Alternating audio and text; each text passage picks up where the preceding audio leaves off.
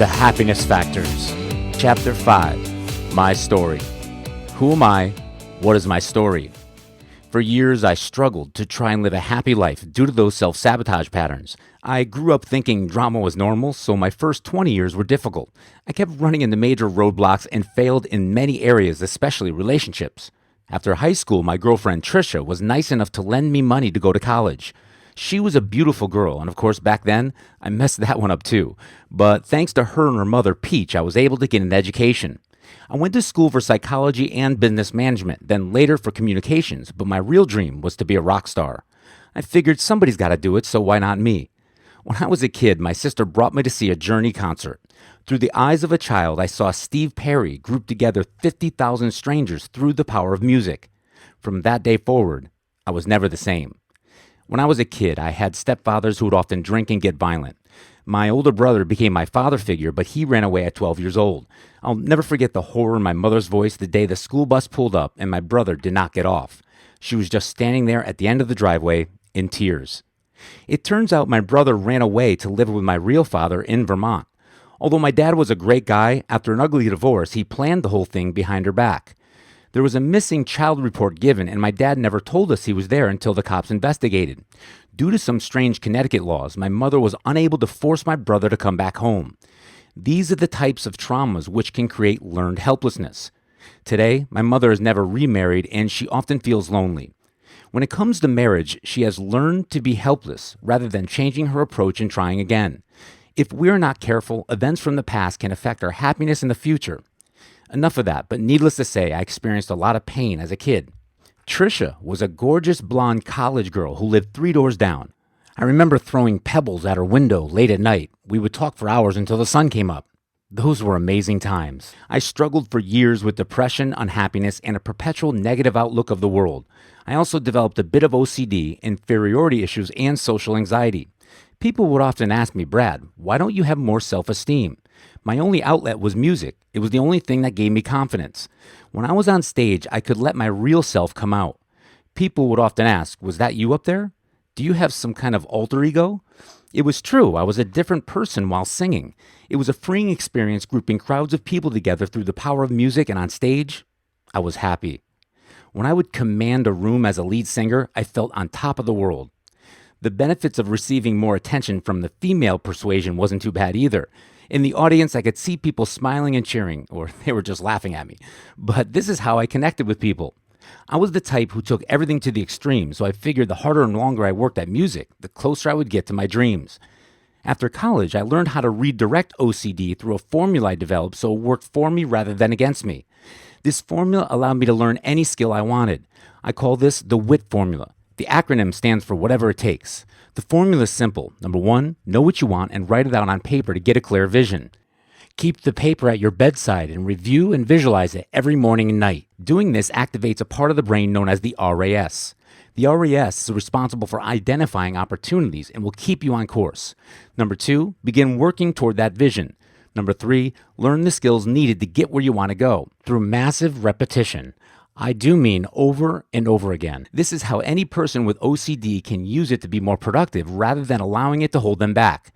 Number 4, notice what works and simply do more of it, doubling down on your strengths. Then, simply outwork your competition. When my competition was relaxing, I was up all night, innovating, learning, getting better, and creating results. In the span of my life so far, I learned how to play guitar, play bass, drums, sing, public speaking, write, DJ, run an entertainment business, build and restore aircraft, fly a helicopter, yes, real 2- and 4-seat helicopters, maintain optimum fitness, light carpentry, investing, entrepreneurship, business, internet marketing, graphic arts, and the list goes on. Now, I don't tell you all this to brag. I tell you this to get across to you that any person can learn anything if they are committed and willing to sacrifice. Everyone wants to be successful, but if you're only willing to sacrifice an average amount, then guess what? Your results will be average. If you want to stand out of the crowd in any area, you have to hustle harder and never stop learning. As you create results, you will also create attention. Some people may say and do things to try to slow you down. Sometimes people do this subconsciously because they feel threatened. If this happens with someone you love, all you can do is try to be understanding. These days, I can spot this behavior coming a mile away, so step number 5, which seals the deal, is don't let anyone stop you. Be very careful who you let in your influence, and if you sense any jealousy or cynicism, run for the hills. There are over 7.1 billion people on this planet, and experts estimate there will be another 8 billion by 2025. Don't ever let someone put you down, make you feel bad, or treat you poorly due to sour grapes. This formula worked for me, but only to an extent. The problem with all work and no play is your life becomes dry and off balance. Sadly, I was also starting to separate myself from a lot of people I grew up with. This was not due to some elitist attitude. I was just downright sick and tired of some people getting weird because I was doing well. I look at life this way. We've all been given a certain amount of time here. We get one chance to live it, and however we choose to spend it is our own choice. I was not going to be like most of society and settle for less. I had very little ego, but sometimes this actually hurt me. In spirituality, many leaders try to diminish the ego. The truth is, having a bit of an ego can be a good thing. Our ego is there to protect our identity from other people's limiting beliefs and destructive influence. Ego is also designed to help with proper boundaries. Although having a bit of ego can be useful, we must never let it go out of control. So not only should you watch others, but watch yourself. There's a fine balance to all this, and we never want to let success go to our heads. At the same time, if you're a person like me who tends to have a lot of humility, we have to be very careful not to come off too nice. Most every successful self-made person goes through this. Even Tony Robbins talks about how a lot of his friends vilified him because he wanted to pay for them to come on trips after he became successful. I'm not going to sit here and blow smoke up your ass. Unfortunately, happiness and success is sometimes a lonely journey. Most people are not ready for change, and you may feel that tension between you and them as you begin to create it. The good news is, as you become more happy and successful, you will also begin to attract other people who live by your same values. They will take you for who you are and still love you. You must also take the time to smell the roses. From time to time, sit down and reevaluate where your life is going. With this formula, I was able to get very good results with almost anything I pursued, but I still had those self-sabotage patterns. In my late 20s and early 30s, I was very close to millionaire status. I just came off a world tour with my rock band DMS, then Full Throttle. We were never famous, but were the staple band for the international USO tours entertaining American troops abroad. It was a privilege and an honor to be traveling the globe, living my dreams, singing in a great touring rock band at American military bases. When I came back to the States, I even shared the stage with Tony Robbins. He was one of my greatest early mentors. Tony and I are both helicopter pilot rock star wannabes, and during one of his seminars, he and I met in the bathroom of all places. I was in the best shape of my life, and quite honestly, I think Tony was intrigued by the fact I was a rock singer. Tony invited me on stage as an example of living health and what the power of beliefs can do for discipline. Life was moving fast for me, almost too fast. I even built my own helicopter and flew it like Tony. Yes, I am talking about a real two-seat helicopter. It is the same make and model the famous puppeteer comedian Jeff Dunham flies. Some people in my hometown would call me Tony Robbins Jr. I would fly all over the state and I had a message. The message was simple. You can do it. This is not the end of my story. During this time, I went behind my house, which had a large stretch of property. At the end stood an old run-down tool shed. The intent was to knock down the shed, then fly in a training helicopter like many of my pilot buddies so I could train from the convenience of my own backyard. I usually hired a local Spanish kid who was unavailable that day, so I began knocking the shed down myself. I love getting outside in DIY projects. My first step was to smoke out the bees which accumulated in the rafters. The plan was to smoke out the nests, knock down the shed, then wait for my helper to haul out the debris. Unbeknownst to me, the shed had containers of gasoline well hidden up above. As I began smoking out the bees, the fumes from the gas ignited then exploded. It was a raging inferno in seconds. When the explosion happened, I drew in a deep breath from shock. The fire literally went down my esophagus into my lungs. I immediately began beating on the burning slider door. The door finally broke away and I fell on top of it, just outside the entrance. As I looked up behind me, I saw a raging inferno over 30 feet in the air, and the heat was intense. I was in total shock, and I could not decipher whether this was happening for real or just a bad dream. As I got up, I looked down at my right hand. The skin was peeled back, charred, and badly blistered. I then reached up to feel my face. That moment, I knew something was terribly wrong. I ran 200 yards as fast as I could inside the house to look into a hallway mirror. I saw charred skin hanging off my face, neck, chest, arms, and shoulders. I had second and third degree burns to over 33% of my body. At the time, a good part of my income was sustained by work as a male fitness model. My friend John DeSalvo from New York City did more romance novel covers than Fabio. John helped me get into the industry, and it was an easy way for me to supplement my income. I only did a few covers, including an action series called Red Cell, but at the time, modeling was a big part of my life. My face was discolored, and the fate of the scarring was unknown. As I was looking in the hallway mirror, the excruciating pain began to set in. I kept thinking, what have I done? I was finally happy, and now look what happened. That moment, I heard a Spanish voice coming from my front porch. The sun was setting, and this man was fishing for catfish at a nearby reservoir. He heard the explosion and ran toward my house following the flames. The man was saying, "Sir, do you want help?" A dark-skinned Hispanic man came through my front door and immediately asked where the baño was. Baño is Spanish for bathroom. I pointed, and the man instructed me to follow. The Spanish man turned on the cold water and started soaking towels, squeezing them and placing them on my face, arms, neck, chest, and shoulders. He knew exactly what to do. This man, who I never met before, stayed there with me, taking care of my boiling skin. As the paramedics arrived, a crowd was waiting in my driveway. They all seemed just as in shock as I was.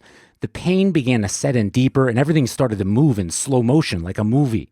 My face was swollen and peeled. I was wrapped in bandages, and I must have looked like a character from a horror film. As they wheeled me out, the crowd began clapping and shouting things like, "You're going to be okay, and take care of yourself." These were my neighbors and their friends. These people dealt with helicopters flying in and a crash, loud rock band rehearsals, and now an explosion from a shed fire. Just before they shut the doors, I looked up, and there was the man who helped me. With the help of this man's caring, my skin would heal quicker with minimal scarring. When I asked for his name, in a soft tone he said, "Angel." What a coincidence. Up to this point, I modeled my favorite speakers by reading as many books as I could in the areas of psychology and self-development. I also did almost every training program and seminar known to man. Many of my favorites were Deepak Chopra, Wayne Dyer, Mitch Albom, Christopher Hitchens, and Brian Tracy, to name a few. At the time, I was using Tony Robbins' personal power program as gospel. I was a power lifter, and weightlifting really helped me understand the mind-body connection and the power of quantum healing. Not to mention, I also walked on fire with Tony just a few months prior. My mind was full throttle strong, but this shed fire situation required a whole new level. On the ride to the hospital, I kept asking the paramedic if my face was going to be scarred for life. He said, "We can never tell with these injuries, but we are more worried about your smoke inhalation." He was right. For the next 3 weeks, I was critical and barely able to breathe. I remember lying there, listening to the siren, thinking, well, I had a good run. I remember thinking if I die tomorrow, if I had major scars, at least I had a good 30 years of my life. I couldn't believe what happened. I was a person with a mission and a dream, and in an instant, it seemed to be gone. During my 12-month recovery, we were also informed my mother had breast cancer, and her fate was also unknown. Again, these were difficult times. Falling into depression, I lost faith. As I was laying in the hospital bed, there was a man there next to me in an incubator. I do mean a glass box that only allowed in oxygen. He was moaning and mostly naked. From time to time, he would acknowledge me by turning his head slightly. He and I created a connection between us by using only our eyes and facial gestures. My goal was to help inspire people and show them the possibilities life has to offer. I tried to get through to this man with some form of inspirational message. I thought somehow I'd be able to help him create some hope. The problem was he was unable to speak, and the glass box separated us. This man, who was my roommate at the Bridgeport, Connecticut burn unit, died the next day. On this very day, I lied in the hospital thinking about all that happened. The seminars, walking on fire, the tours, the helicopters, the shed fire, the personal development, the sour grapes. Also, as I mentioned earlier, somewhere in between, I was involved in a helicopter crash, but we'll save that story for another book. It was that day the man died in front of me I decided to fight once again. I decided no matter how bad things could get, somebody always had it worse, and those people need my information, what I have to share. I decided I would overcome this situation and make the best of it regardless of the outcome. I was wrapped head to toe, and the doctors could not tell me how I was going to heal. That very day, I made a promise to cherish the good years and to tell my story to the world. Most of all, I wanted to show people what is possible. Not the fear, not the disaster, not the abandonment, not all the disorder the media feeds to us every day.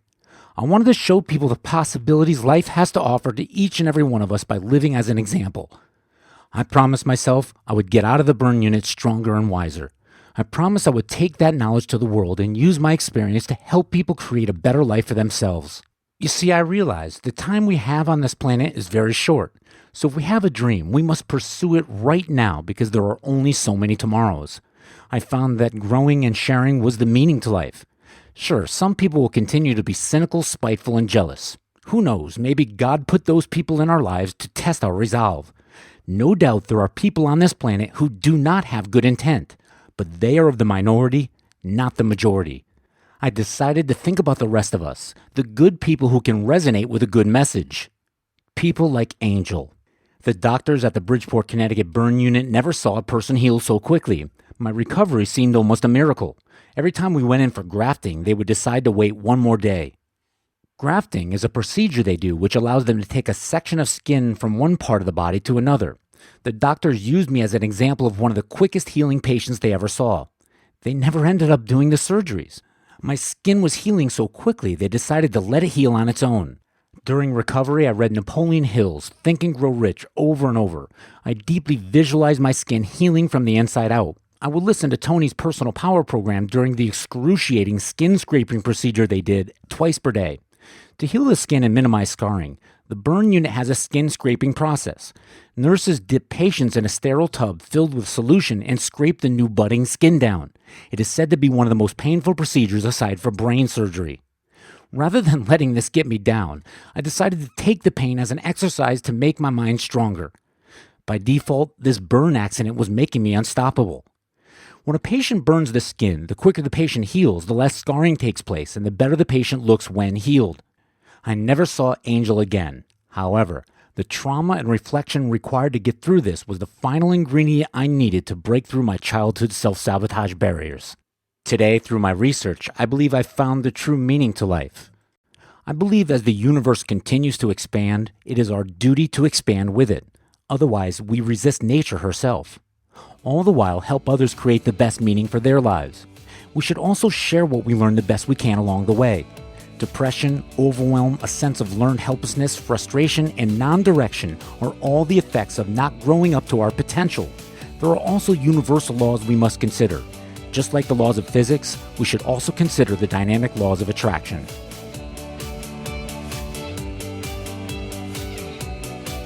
Hey everyone, it's Bradley. I'd like to thank you for checking out my preview of Chapter 5 to the Happiness Factors. To get your copy of this book, just go to my website at bradlenart.com. Also, I really want to thank everyone for the amazing support from my coaching clients around the world, from my friends, my family, everyone who knows me. It's been extraordinary.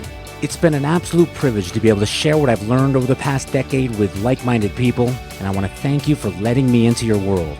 Until we meet again, or when you hear from me in the next audio, always remember to go out there and give it everything you got, and never forget to live full throttle.